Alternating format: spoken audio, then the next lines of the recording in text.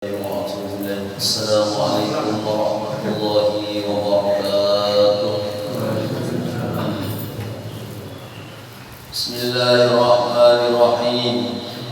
الحمد لله رب العالمين وبه نستعين على أمور الدنيا والدين. اللهم صل وسلم وبارك على سيدنا مولانا محمد وعلى آله وصحبه أجمعين. سبحانك لا علم لنا إلا ما علمتنا إنك أنت العليم الحكيم. رب اشرح لي صدري ويسر لي أمري واحلل عقدة من لساني يفقهوا قولي وسدد لساني واهد قلبي بجاه النبي وآل النبي صلى الله عليه وسلم. كما بعد. Bapak, ibu-ibu, jamaah sekalian, yang mudah-mudahan kita semuanya senantiasa dalam lindungan serta limpahan rahmat dan barokah dari Allah Subhanahu wa taala. Kita bersyukur pada subuh Jumat yang mulia ini kita masih diberikan panjang umur oleh Allah Subhanahu wa taala, masih diberikan kesehatan zahir dan batin, juga masih diberikan kelonggaran waktu, diringankan hati dan langkah kaki kita menuju tempat ini. Mudah-mudahan setiap langkah kita semuanya menjadi penebus dosa-dosa kita dan setiap langkah menjadi amal soleh di hadapan Allah Subhanahu wa taala. Amin ya rabbal alamin. Salawat dan salam mari kita banyak perbacaan yang berbagi dari Rasulullah Muhammad sallallahu alaihi wasallam, sahabat kerabat, seluruh pengikut dan pecinta sunnah beliau ila akhir zaman. Jamaah sekalian yang dirahmati Allah, kita lanjutkan pembacaan kitab Al-Istighad Liyaumil Mi'ad yang dikarang oleh Ibnu Hajar Al-Asqalani. Bismillahirrahmanirrahim. Qala al-musannif rahimahullah ta'ala wa nafa'na bihi wa bi jami' ulumihi wa bid dharain amin. Wa qala alaihi salam alaikum bi mujalasatil ulama wastima'i kalamil hukama fa inna Allah ta'ala yuhyil qalbal mayyita binuril hikmah kama yuhyil ardal mayyitata bima'il maqam. Rasulullah sallallahu alaihi wasallam bersabda, alaikum bimujalasatil ulama, kekalilah kalian selalu sekedudukan dengan para orang alim, orang soleh, para ulama, wastima'i kalamil hukama, dan mendengarkan serta memperhatikan kalam-kalam orang ahli hikmah. Fa inna Allah ta'ala, sesungguhnya Allah ta'ala itu yuhyil qalbal mayyita, menghidupkan hati yang mati, binuril hikmah, dengan nurnya hikmah. Kama yuhyil ardha, seperti halnya Allah menghidupkan bumi yang sudah mati, bima'il maqam, dengan air hujan. Jamaah sekalian dirahmati Allah, ketika seseorang dihendaki oleh Allah untuk menjadi orang baik, idza ardallahu abdan khairan yufaqihu fid din, maka tandanya orang itu akan dipahamkan ilmu agama. Nah itu Nabi hadis. Maka kata Nabi, kalau Allah menghendaki hambanya akan menjadi orang baik, artinya orang yang beruntung dunia dan akhirat, maka Allah akan memahamkan ilmu agama. Kita bisa ambil kesimpulan bahwasanya kalau mau memang orang itu menjadi baik dunia akhirat, menjadi beruntung dunia akhirat, maka bekalnya adalah ilmu agama. Allah menghendaki orang itu kadang-kadang walaupun tadinya tidak berilmu, tadinya hidupnya tidak terarah, tidak mengikuti aturan-aturan agama, tapi kalau Allah sudah mulai menghendaki orang itu akan menjadi baik, maka akan dituntun orang itu untuk bimujalasatil ulama, senang sekedudukan dengan orang-orang alim dan orang-orang saleh. Dulu ada di daerah Arab sana, seorang mahasiswa itu di tengah-tengah kelas dalam kampus itu berteriak. Teriakannya itu menantang Allah. Oh, ini luar biasa, pernah terjadi. Apa kata mahasiswa? Allah, katanya, kalau kau memang mampu mematikan seseorang, sekarang saya hidup, engkau yang menghidupkan, dan sekarang saya minta mati, matikanlah kalau kau mampu sekarang juga. Jadi orang ini menantang kepada Allah, minta dimatikan seketika itu juga. Wow. Ini di dalam kampus di hadapan dosen-dosen. Ya Allah, kalau kamu nggak mampu menghidupkan dan mematikan seseorang, maka matikanlah aku sekarang. Akhirnya apa? Ini orang wajahnya kepanasan, lalu dia mengambil air untuk membasuh mukanya. Nah, ketika mengambil air itu, ada air yang masuk ke dalam telinga. Begitu air masuk ke dalam telinga, telinganya sakit, kepalanya sakit, akhirnya roboh dan mati seketika itu. Ini apa? Ini namanya orang yang tidak paham ilmu agama, menantang Allah. Maka Allah buktikan. Ini kalau dalam Al-Quran, kama salil himar, seperti hanya himar, berteriak tak berakal dengan kebodohannya, tak kenal agama. Himar itu pengapesannya, kedoipannya, pematinya. Himar itu kalau telinganya kemasukan banyu. Kuda himar kalau kemasukan air telinganya, maka dia akan mati. Maka orang yang berteriak tanpa ilmu, menyombongkan dirinya tanpa kepahaman agama, seperti himar. Allah membuktikan telinganya kemasukan air, roboh dan mati. Nah, jemaah sekalian dirahmati Allah. Akan tetapi kalau Allah menghendaki, ada dulu orang kaya. Ini cerita orang yang tidak paham agama.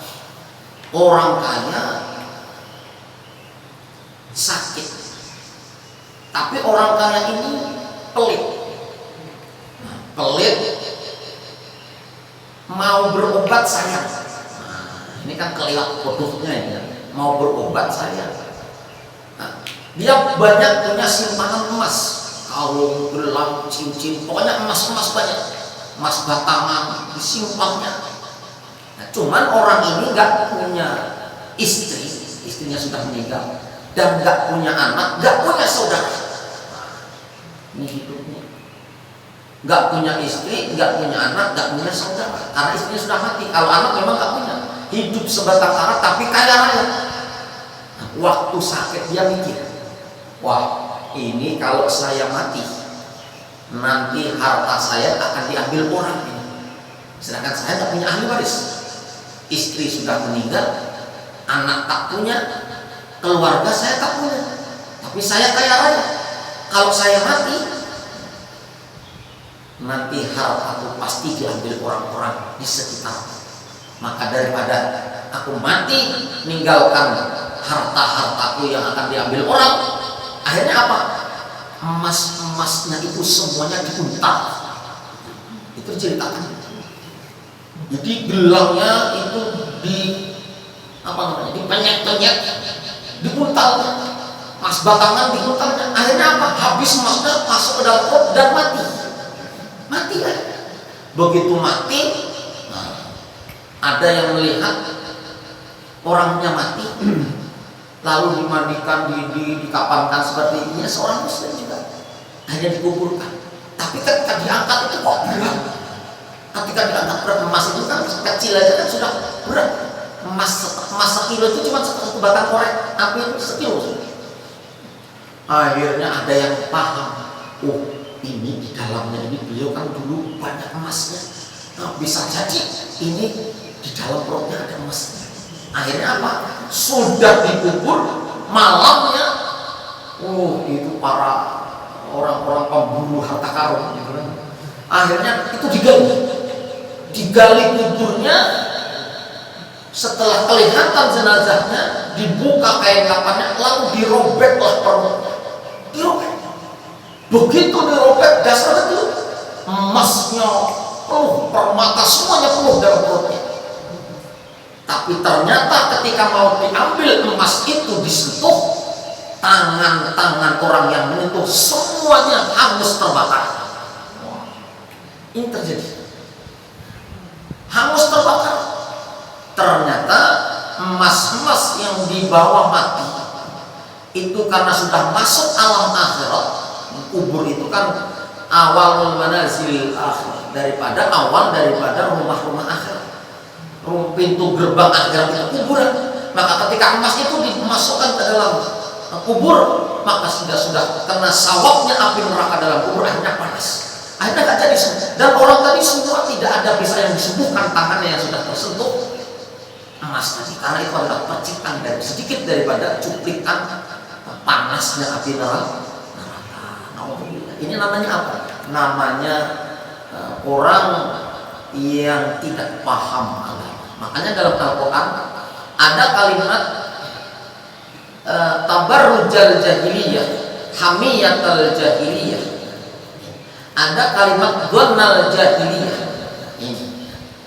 Ada orang fanatisme agama tapi dengan kebodohan. Hamiyatal jahiliyah itu artinya fanatik tapi dengan tiada keilmuan. Fanatik tapi nggak berilmu, ini bahaya.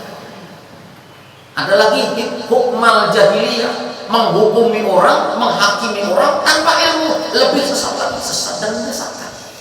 Makanya ada hukmal jahiliyah, ada hamiyatal jahiliyah, ada tabarrujal jahiliyah, ada lagi dzannal jahiliyah, 4 jahiliyah. Tapi kalau Allah sudah menghendaki orang itu akan menjadi baik, walaupun tadinya jauh dengan agama, ketika orang dihendak menjadi orang baik, maka Allah akan giring dia menuju tempat-tempat yang dia akan kenal dan paham tentang ilmu agama. Nah itu mudah-mudahan kita yang dulunya jauh dari agama, yang latar belakang pendidikan kita itu bukan tentang agama, mudah-mudahan Allah menghendaki kita menjadi orang baik, suka duduk di majelis ilmu, suka kedudukan dengan para orang alim dan para ulama. Itu tandanya orang itu akan dikehendaki oleh Allah menjadi orang yang baik, beruntung dunia dan akhirat. Jemaah sekalian dirahmati Allah, di dalam kitab An-Nawadir kalangan Imam Al-Qulyubi, An-Nawadir, saya dulu punya hilang, terus saya beli lagi, ada sekarang. Jadi kan sekarang kan enak kita tuh di Shopee, di mana, asal kita pernah mengkaji dulunya, tinggal untuk matlaah saja. Saya kemarin ada sudah dapat gitu kan dalam An-Nawadir. Itu diceritakan An-Nawadir zaman Ibnu Mubarak terjadi di Mekah. Itu memang sudah mahal air, kan mahal air.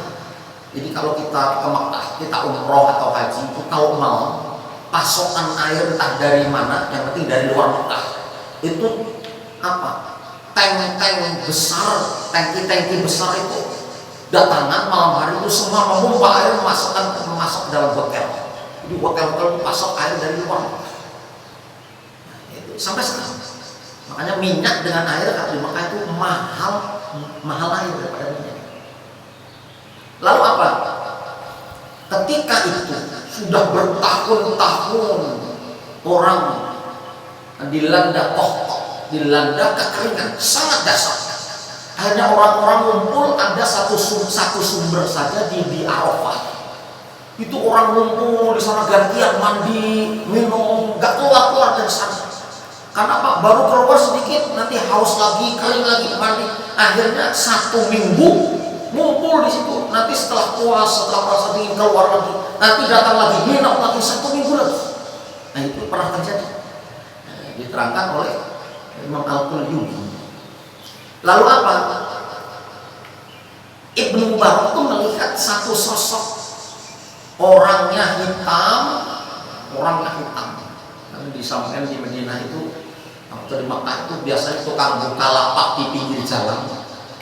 lapak dadakan itu biasanya, kain diamparnya lalu berdagang, biasanya seperti itu. Nanti kalau sudah Allahu Akbar, itu kan banyak razia polisi. Jadi di Mekah itu orang merazia orang yang nggak sholat jamaah. Nah, kalau di Indonesia kan razia judi, razia BTS macam-macam. Kalau di sana razia orang sholat jamaah dirazia. Toko-toko kalau nggak tutup sudah azan, razia, tangkap. Itu hebatnya Mekah. Nah, makanya Mekah itu barokah. Dulu pernah terjadi seperti itu ujian. Lalu apa? Ibnu Umar melihat seseorang seperti orang rendah, seperti budak, orangnya pendek, hitam, rambutnya keriting. Mohon maaf, ini kan nggak ada yang pendek, hitam, keriting kan nggak ada. Lalu apa? Itu orangnya mohon maaf,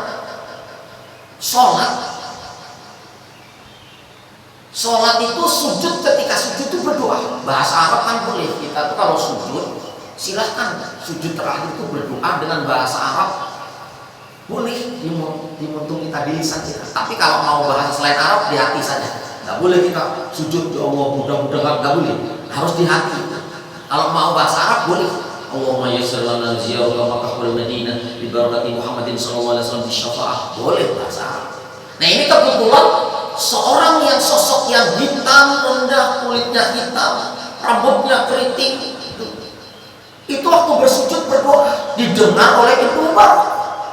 Apa doanya? Terjemahnya begini, ya Allah, tapi ini bahasa Arab. Ya Allah, sudah lama kami penduduk di Mekah ini kau uji, kau coba dengan kekeringan yang dahsyat luar biasa. Banyak binatang-binatang piaraan kami yang mati, bahkan banyak orang teman-teman kami yang sudah kembali kepadamu. Maka saya mohon, saya tidak akan mengangkat kepalaku ini sebelum kau turunkan hujan. Ini seorang yang kayaknya hina dina bersujud minta tidak akan mengangkat kepalanya kecuali kau turunkan hujan. Masya Allah, didengar oleh Ibnu Umar. Seketika itu di langit, di awan sana, potongan-potongan mendung atau awan, sahab bicara orang Arab, potongan-potongan awan itu yang bergumpal itu menyatu. Jadi di sana ada potongan kelumpulan menyatu di sana menjadi satu, menjadi mendung, dan langsung hujan selebat-lebatnya. Jadi Ibnu Umar melihat, wah ini orang kalau potongan nggak ada potongan. Nggak ada potongan orang alim, nggak ada potongan orang wali, nggak ada potongan orang soleh, nggak ada potongan. Tapi doanya kok mujarab. Akhirnya Ibnu Mubarak membuntuti laki-laki yang kayaknya remeh. Dibuntutinya, ternyata setelah dibuntuti, orang ini masuk ke dalam suatu bangunan, yang bangunan itu ternyata tempat penampungan jual beli budak. Kalau di Arab itu kan modelnya budak itu kan dijual, memang budak itu ditukar, dibeli karena halal untuk membantu melayani bosnya, melayani juragannya. Akhirnya Ibnu Umar menemui bosnya penjual budak. Kata Ibnu Umar, sampean punya budak berapa? Kata yang punya, saya ada, kalau nggak salah saya baca kemarin itu 300 budak atau 30. Coba sampean keluarkan semuanya. Dia penasaran, apakah yang tadi yang berdoa langsung kabul tadi, apakah memang di situ? Apakah seorang budak? Apa? Oh, ternyata begitu dikeluarkan 300 budak, nggak ada. Orang tadi nggak ada. Adakah lagi yang kau punya selain 300 ini? Maka kata penjual budak itu, kata bosnya, ada, tapi orangnya itu nggak bisa apa-apa. Orangnya nggak bisa apa-apa. Kayak model orang yang linglung, modelnya orang yang stres. Katanya seperti itu. Kata bosnya. Oh iya, coba itu keluarkan. Begitu keluar ternyata nggak salah. Orang tadi yang dilihat Ibnu Mubarak tadi yang orangnya berdoa langsung kabul tadi, itu orangnya. Lalu kata Ibnu Mubarak, berapa harganya ini? Kam sama ini berapa harganya? Kata Ibnu Mubarak, kalau saya jual biasanya yang model seperti ini itu 20 dinar. Tapi kalau untuk antum, ayo saya potong asal dinarin 10 dinar saja. Apa kata Ibnu Mubarak? Oh lah, jangan 10 dinar, bahkan saya tambahkan 70 dinar. Ayo, diberi harga 10 dinar, tapi malah dibayar 70 dinar. Nah, ternyata ketika sudah dibawa ini budak ke rumah Ibnu Mubarak, apa kata budak tadi? Bahasa kita begini, Tuan, ya Tuan, kenapa Tuan membeli saya? Saya tidak bisa berkhidmat kepada Tuan. Saya lemah, saya tidak bisa seperti orang-orang lain yang bisa membantu dan melayani Tuan. Apa kata Ibnu Mubarak? Kau jangan panggil aku Tuan, aku membeli kamu karena aku kepingin berhadam kepadamu, karena aku melihat doamu istijabah. Walaupun sosokmu tidak memberi orang kepingin untuk membelimu, tapi karena engkau adalah seorang wali Allah, maka aku akan membelimu dan menjadi budakmu. Aku akan menjadi pelayanmu. Engkaulah adalah tuanku. Akhirnya apa? Tidak lama kemudian ini budak mati. Mungkin tausiah hari ini kita bisa mengambil ibrohnya saja. Budak itu mati. Lalu oleh Ibnu Mubarak ya dikapankan, dimandikan, dikapankan, disolatkan. Cuman ya biasa, nggak istimewa. Begitu sudah dikuburkan, malamnya itu Ibnu Mubarak mimpi bertemu sosok 2 orang.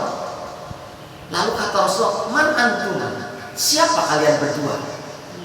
Mohon maaf, orang berdua itu menegur Ibnu Mubarak begini,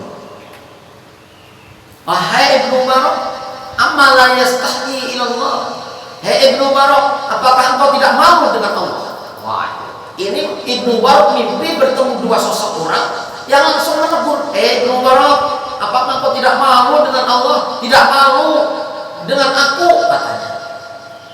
Lalu Ibnu Mubarak bertanya, antum siapa? Maka sosok berdua itu menjawab, ana Muhammad ibni Abdillah Rasulullah sallallahu alaihi wasallam wa abi Ibrahim alaihissalam. Aku adalah Muhammad Rasulullah dan ini bapakku Nabi Ibrahim alaihissalam. Kenapa engkau tidak mengkapankan kekasih Allah itu dengan kapan yang indah? Kenapa engkau asal-asalan mengkapankan dengan kapan biasa? Itu adalah aulia Allah, waliyun min auliyaillah. Itu adalah wali daripada wali-wali Allah yang sangat dicintai dan dikasihi oleh Allah. Bahkan kau telah melihat doanya secepat kilat dikabulkan oleh Allah. Maka akhirnya setelah itu pagi-pagi Ibnu Mubarak pergi ke kubur orang tadi, digalinya oleh Ibnu Mubarak, diganti dengan kain kapan yang sangat istimewa, yang sangat lain, karena menghormati orang itu adalah kekasihnya Allah, orang itu adalah walinya Allah, wali-walinya. Maka orang yang dikehendaki oleh Allah menjadi orang baik, walaupun potongannya, zohirnya tidak seperti ustaz, tidak seperti kiai, tidak seperti wali, tapi kalau Allah menghendaki orang itu menjadi baik, orang itu akan menjadi kekasih Allah. Melantarkan dia dijadikan paham tentang ilmu agama.